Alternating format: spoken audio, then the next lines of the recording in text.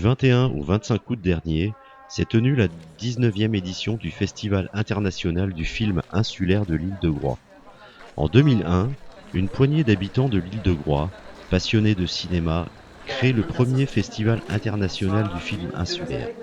Leur but, faciliter à travers un événement fédérateur les rencontres et les échanges en donnant la parole aux insulaires du monde entier. Ce défi, un peu fou au départ, est devenu aujourd'hui un rendez-vous annuel incontournable.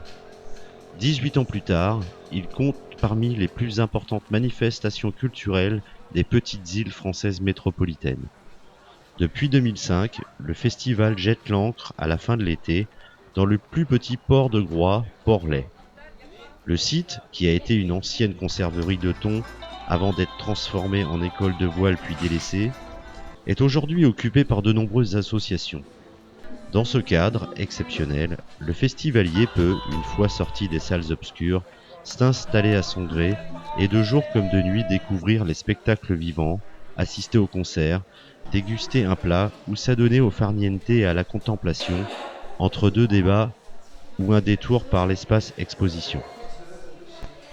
Pour cette nouvelle édition, Radio Balise, radio associative émettant en Sud-Bretagne, et le FIFIG s'associent pour créer une équipe radio sur Groix. Ainsi, et comme nous l'explique leur fondateur, Radio Balise entretient et fait perdurer cette longue relation entre le continent et Groix, et ce, d'une manière citoyenne. Bonjour les amis Radio Balise. Bonjour. Bonjour. Alors, Radio Balise, qui êtes-vous ? On est une radio associative qui a 2 ans d'existence, radio citoyenne dans le pays de Lorient, dans le pays de Ray et dans le pays de Quimperlé. Donc jeune radio associative, comme il en existe pas mal dans la région de Bretagne.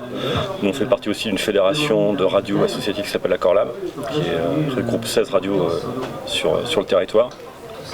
Et notre projet, c'est de faire parler un peu du territoire et surtout de faire de la radio en utilisant les ressources du territoire, c'est-à-dire des gens, des citoyens qui viennent faire de la radio.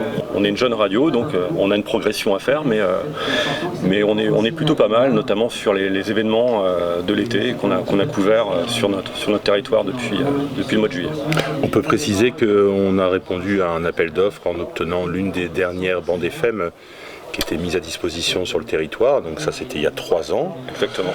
Donc à la fois on émet sur la FM, bien évidemment, et on émet aussi sur Internet, avec notre site Internet où on peut réécouter tous les podcasts des différentes émissions dont Nicolas vient de parler. Et c'était important pour nous qu'on ait la dimension FM, qui c'est relativement simple de créer une radio web. C'est beaucoup plus compliqué en termes d'investissement, d'avoir une fréquence. Donc il a fallu acheter un émetteur. Et on émet depuis 2 ans. Et on a attendu à peu près 10 ans avant d'avoir la fréquence, parce que les fréquences FM, le CSA, le Conseil supérieur de l'audiovisuel, n'en distribue pas comme ça facilement. Donc la dernière radio associative à Lorient datait de 2007, elle s'était arrêtée en 2007. Et nous, on a obtenu cette fréquence en 2017. Voilà. Ce qui est important, c'est que cette attribution de fréquence, elle nous fixe un niveau d'exigence assez important, puisqu'on doit répondre à un cahier des charges assez strict du CSA. Donc c'est important qu'on puisse... c'est de cette contrainte que naît aussi notre envie de professionnalisme, même si on est à majorité bénévole. On n'a que 3 salariés dans cette association. C'est déjà pas mal. 3. Ce qui est déjà pas mal. Mais c'est important d'avoir cette dimension de rendre des comptes par rapport à des financements publics. Ça demande de l'investissement, ça demande de la paperasse, mais c'est une dimension qui est importante pour nous. On s'est dit pourquoi une radio associative serait moins bien qu'une radio dite professionnelle. Aujourd'hui, vous avez une pléthore de radios de réseau sur la Bretagne. Ce qu'on appelle les radios de réseau, c'est des radios qui viennent de Paris. Vous avez des radios professionnelles, régionales. Vous avez des radios commerciales. On ne voyait pas du tout pourquoi une radio associative serait moins intéressante que ces radios-là. Et nous, on s'est démarqué très nettement de la programmation musicale que proposent ces radios-là. Donc on a une proposition musicale qui est éclectique, qui est très différente des grands standards, on va dire, commerciaux. Et sur l'éditorial, on ne s'interdit pas du format long. La présence de Radio Balise au FIFIG à Groix, elle elle est assez ancienne puisque le noyau initial des initiateurs de la radio, on est plus ou moins issu du pays de l'Orient. Et quand on est issu du pays de l'Orient, on voit ce caillou qui est juste en face de nous et on se dit quelle chance on a de pouvoir prendre un bateau et en 45 minutes d'être sur ce caillou qui est magnifique. Donc nous, à titre individuel, on est plusieurs à être venus. Ensuite, on a rencontré les habitants, les Groisillons. On a créé des liens, puisque les Groisillons, on peut créer des liens avec eux. Et quand on crée des liens avec eux, ces liens sont très forts. Et ça répondait aussi à notre volonté de donner la parole au territoire qu'on couvre. Et donc on a initié une émission qui s'appelle 3 degrés 28 Ouest, qui est faite par des Groisillons.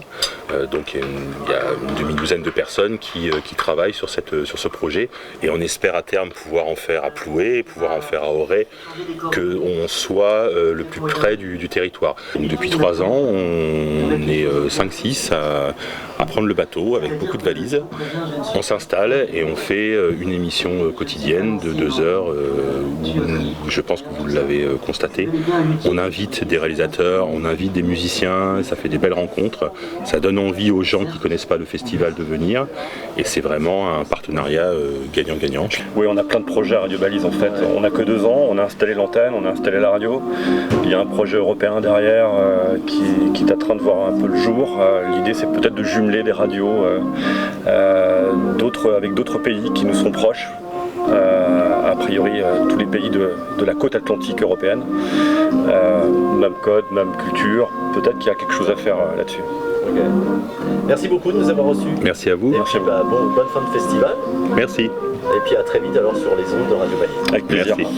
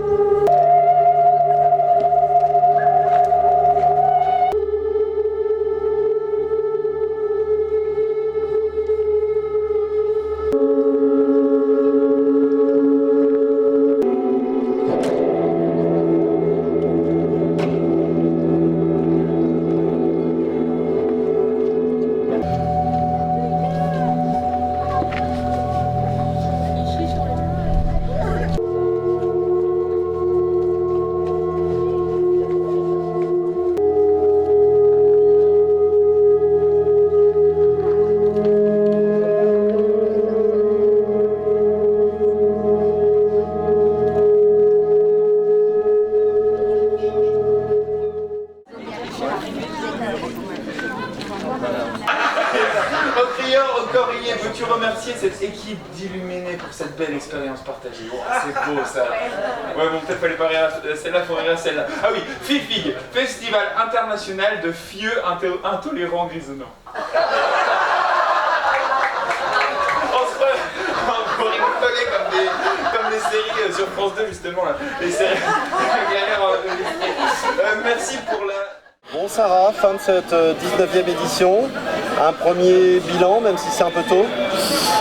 Ben, positif, je crois que là, quand on voit le monde qu'il y a dans les salles depuis jeudi matin, le monde qu'il y a sur le site pour les projections plein air, pour les soirées, concerts, on n'a jamais vu ça, de mémoire d'anciens. On a parlé avec les gens qui étaient là dès le premier festival en 2001 et c'est vrai que c'est une affluence record, je crois.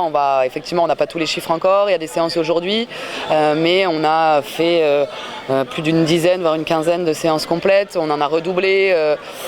Donc donc très positif, on est très content, on a eu le temps avec qui nous a suivis et on n'a que des bons retours, là-dessus on est heureux. On fera un bilan plus complet après le festival effectivement. Chaque année on estime à 15 000 personnes le nombre de gens présents, donc là on est peut-être un petit peu plus. Après on peut avoir des chiffres sur le nombre d'occupations des salles, sur le nombre de places de concerts vendues, qu'on n'a pas encore, qu'on va avoir là ce soir sans doute dans la soirée. Mais oui, en tout cas, si les autres années on est bien à 15 000, on est un petit peu plus. Je pense que la thématique des îles chiliennes a beaucoup intéressé les gens. C'est des îles que les gens connaissent, dont ils entendent parler en fait. On connaît tous un peu Rapa Nui, l'île de Pâques, l'île de Robinson Crusoe, la Terre de Feu. On ne sait pas forcément où ça se situe, on ne sait pas que c'est chilien. Donc je crois que ça a intrigué beaucoup les festivaliers. Et puis après, on a eu aussi on a beaucoup parlé de Groix ces derniers mois. Groix intéresse pas mal les médias. Et puis du coup, on a pas mal de reportages sur Groix qui fait qu'il y a aussi peut-être plus de gens qui sont là l'été pour découvrir l'île et qui tombent par hasard sur le festival. On a vraiment à la fois des festivaliers fidèles depuis les débuts qui viennent chaque année, des bénévoles qui sont là bien sûr, on les remercie énormément, et puis des gens qui ne savent même pas que c'est là et qui en se baladant tombent sur le festival. Donc il y a encore ces découvertes qui sont chouettes effectivement à observer. Tiens à le dire. Super, c'est le maître mot un peu du festival, d'arriver à accueillir tout le monde comme il se doit et de favoriser les rencontres et le contentement des festivaliers, des bénévoles. Tout le monde se mélange, tout le monde discute et c'est vrai que ça crée c'est ce qui fait aussi la force du festival en fait, cette ambiance et ces discussions qui ont lieu tout au long de la journée. Ouais. Ok, merci Sarah, à bientôt. À bientôt.